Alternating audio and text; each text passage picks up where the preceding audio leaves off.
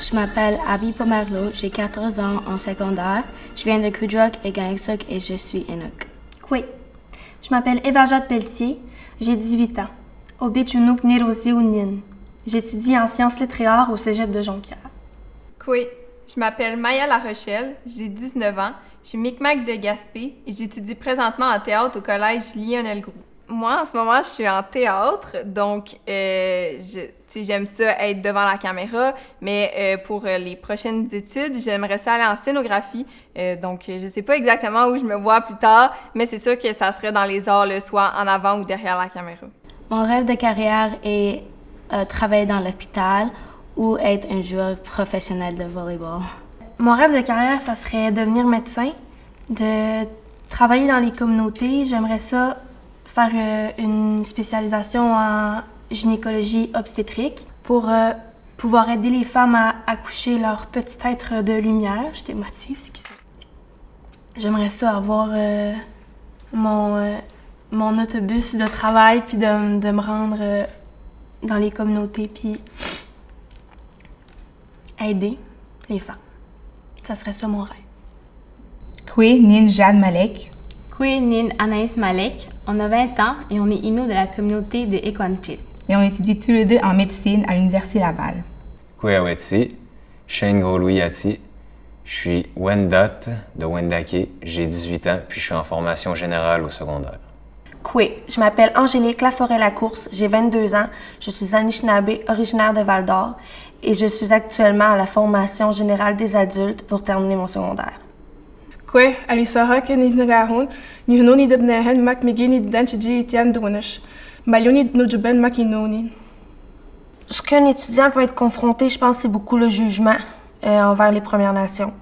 Souvent, on est jugé pour beaucoup les préjugés qu'il y a par rapport aux communautés.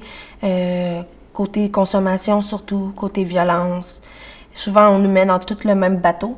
Je te disais, on est confronté beaucoup à de la discrimination, au racisme, tu sais, les commentaires assez négatifs, là. Mettons, je sais pas, comme quoi on est tous des alcooliques, ou qu'on n'est pas capable, tu sais, qu'on n'est jamais capable de rien faire. Puis plein de choses qui comme dégradantes, là, je te dirais. Puis souvent, c'est ça qui est le plus dur. C'est tout le temps les mêmes choses qui reviennent. C'est les mêmes clichés, les mêmes stéréotypes. Personnellement, comme on vient d'une petite communauté de 500 personnes, c'est sûr qu'arriver à Québec, ça a plus été qu'on sentait être dépaysé, qu'on avait plus ce sentiment-là d'entraide de nos voisins, puis on se sentait un peu perdu là, dans cette vie civile pour nous. Fait qu'il y a été ça qui a été difficile. C'est sûr que, tu sais, depuis qu'on est jeune, on a vécu quelquefois du racisme.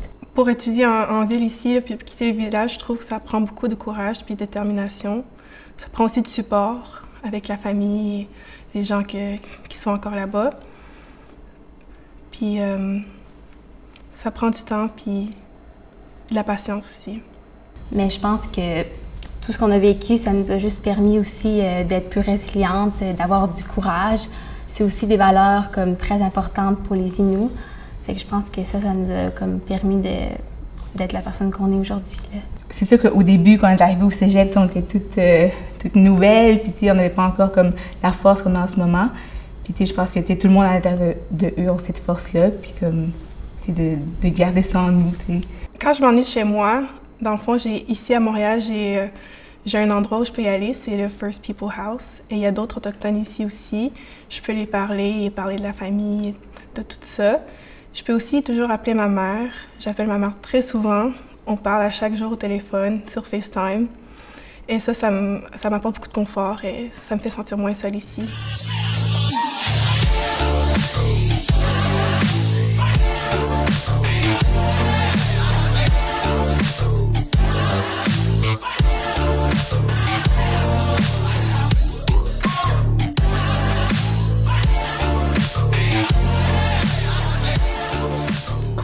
m'appelle Hugo Landry, j'ai 23 ans. Je suis Wabanaki de Wilinac.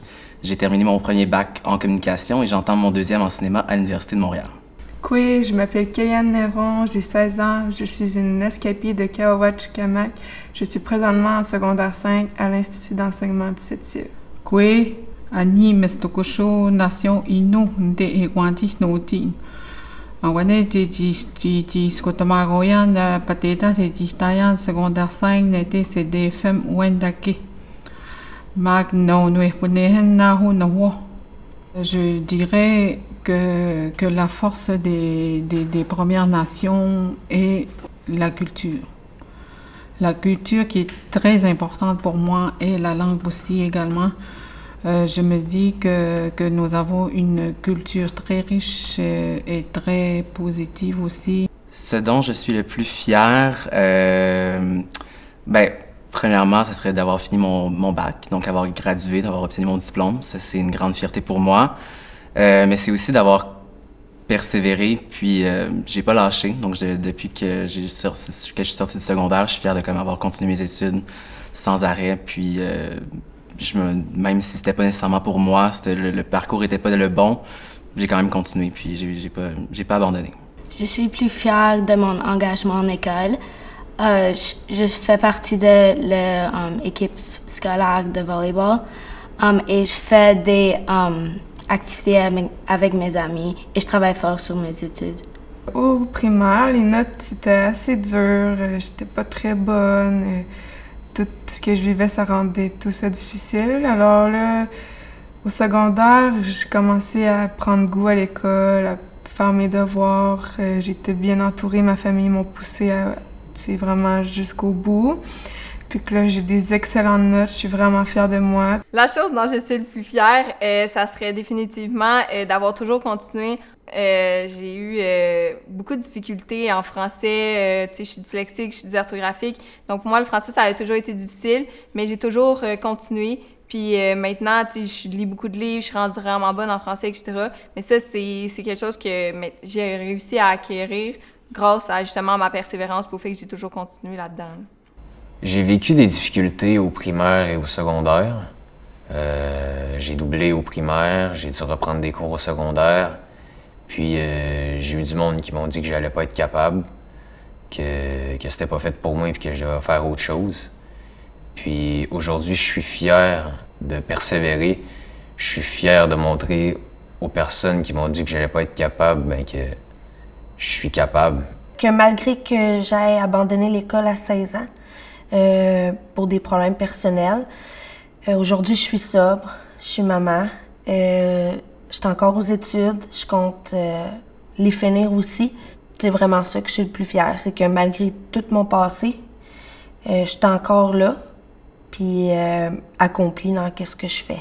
C'est ça, ma fierté aujourd'hui. Je vais terminer mon secondaire 5 et j'en suis fière vraiment.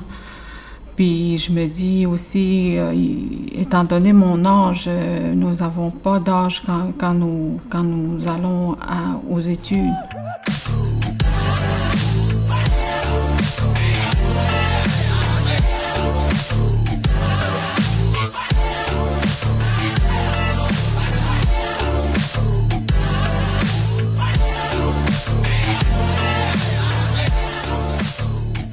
Ce que j'aimerais dire à ceux qui nous écoutent, c'est de foncer, de croire en soi, de croire en ses rêves, puis les garder en tête, puis de pas penser que c'est impossible. Peu importe c'est quoi que vous avez envie de faire, c'est possible, puis il faut aller chercher les ressources, puis il faut pas être gêné de le faire. Si tu as besoin d'aide, dis-le, puis sois pas gêné. J'aimerais ça aussi vous dire de ne pas étouffer qui vous êtes, votre identité, votre culture, pour être comme les autres. Parce qu'on est différents, puis c'est ça qui nous rend le plus beau.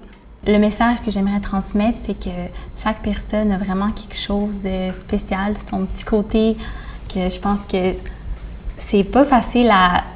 Quand on est jeune, on a comme la mentalité de il faut absolument savoir ce qu'on doit faire tout de suite, sinon ça marchera pas.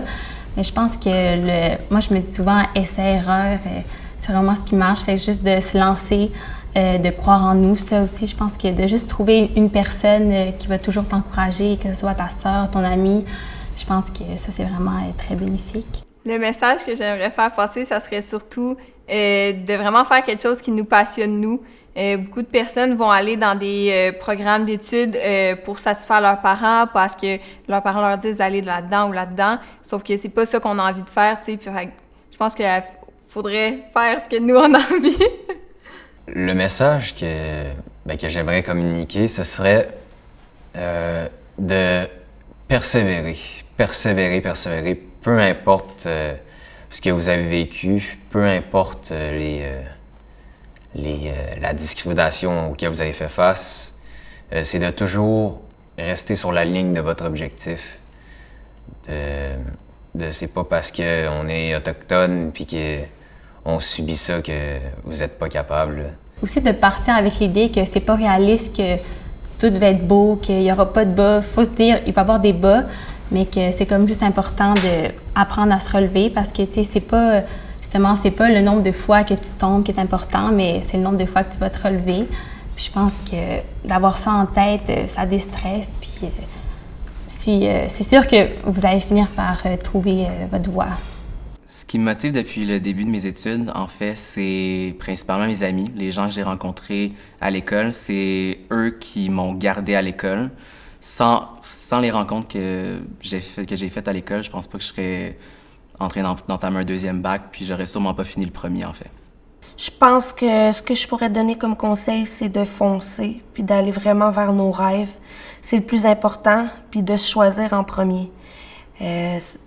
Souvent, c'est dur de se choisir nous-mêmes, mais je crois que c'est la plus belle chose que tu peux faire. Parce que moi, aujourd'hui, je suis vraiment fière de où je suis rendue. Et quand que je vois quelqu'un d'une communauté, peu importe laquelle, il y a rien qui me rend plus fière que ça, de les voir cheminer autant. De croire en eux, de croire en leurs rêves. Tout est possible, puis de le faire pour eux, puis de pas le faire pour les autres.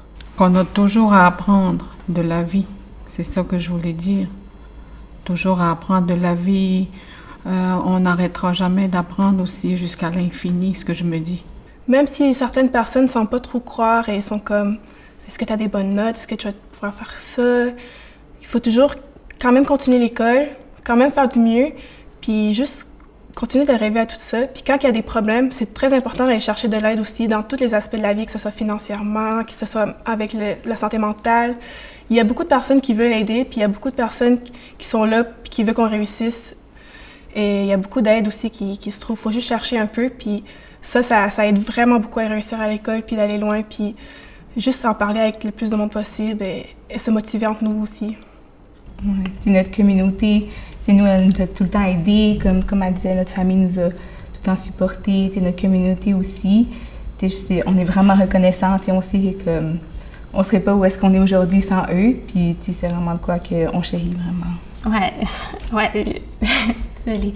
C'est juste que ils nous ont comme tellement aidés, fait que...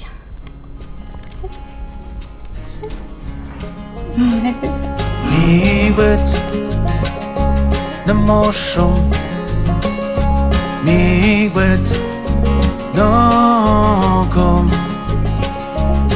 eki be shuerimiak,